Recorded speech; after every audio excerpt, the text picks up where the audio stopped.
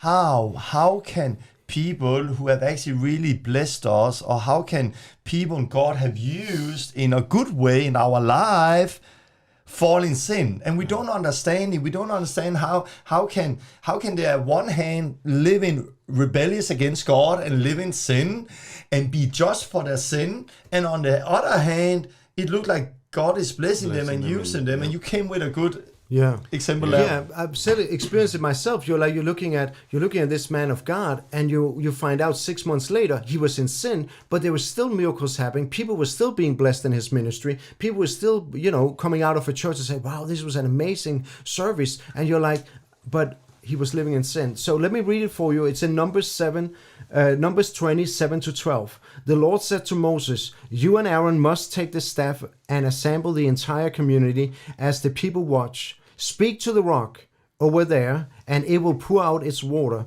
You will provide enough water from the rock to satisfy the whole community and their livestock." So Moses did as he was told.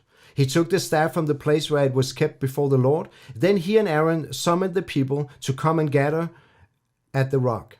"Listen, you rebels." He was not happy with them. He was a little angry. He shouted, "Must we bring you water from this rock?" Then Moses raised his hand and struck the rock twice with the staff, and water gushed out. The miracles was happening. The blessing was happening. People was being blessed. What they asked God about, they got it. They got the water. We got the water. It's a miracle. The man of God, he's doing the will of God. He's doing it. And we get the water. We get the blessing. What an amazing service. Moses, you are the man of God. But then this. So the entire community and their livestock drank there and got filled. But the Lord said to Moses and to Aaron, "Because you did not trust me enough to demonstrate my holiness to the people of Israel, you will not lead them into the land I'm giving them." And for me, that is shocking. Moses, it looks like the world and everybody looking at him, he was doing the will of God. People got blessed. And God does that. He will still bless people. Even the man of God is sinning. God clearly says, "Moses, you did not obey me. You sinned. And I will deal with you later on." And he did. He dealt with Moses. And I just see it's the same here. People might be blessed in Hillsong, in Willow Creek, or in my church, or in any other church. They might be blessed, even though the man of God is living in sin and not obeying God. So God actually gave them what they desired through that person. Yes.